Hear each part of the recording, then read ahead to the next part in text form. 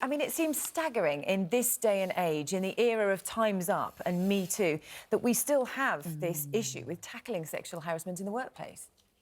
Well, the Me Too campaign was really important. It made sure that people had the confidence to talk about sexual harassment in the workplace, not just Hollywood and Westminster, but in every workplace throughout the country.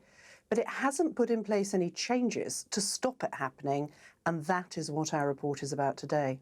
So what is the crux then? Because we've seen examples when people have been accused of sexual harassment. Actually, it's occurred in Westminster, hasn't it? Where people have said, never meant to cause offence, talked about it being a different time and coming from a different generation, those sorts of things.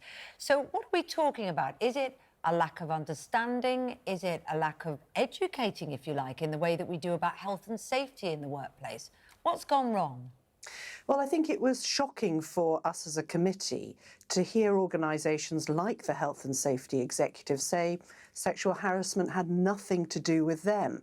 And the Personnel Institute saying that, in fact, bosses were shocked when they found out the scale of sexual harassment in our country.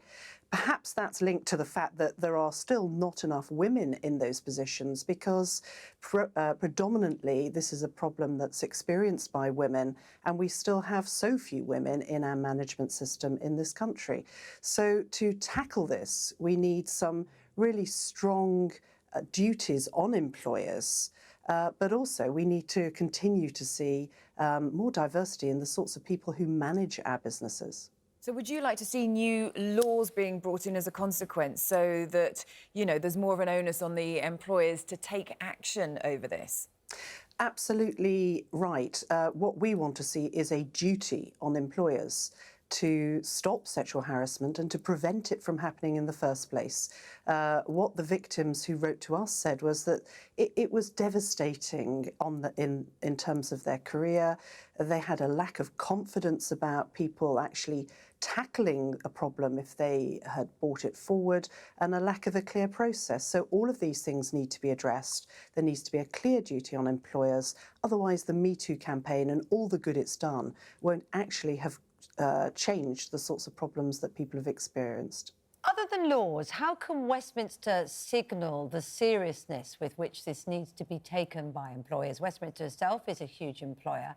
And I thought last week when they passed that anonymity kind of register or list, that people who've been accused of sexual harassment or indeed other offences, until there's actually a charge, they should remain anonymous. So already the person that puts forward the claim, if you like, is anonymous, but also the accuser is anonymous.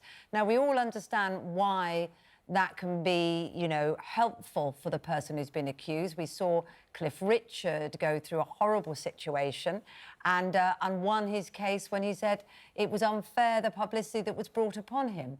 But is it right that people in Westminster remain anonymous when the rest of the country who's accused of something like that doesn't? Well, you asked the question, what can employers do, what can the government do to signal how important this is? I think by changing the law and putting the duty clearly on employers to tackle this at source will be a big signal indeed. And the other point that comes out in our report is the importance of regulators. Many of the people watching your show today will work in the medical profession, the legal profession, financial services. All of these sectors are regulated, and we believe very strongly that if you're accused of sexual harassment and found to have been guilty of that, then that should be taken into account with regards to your regulated status as well.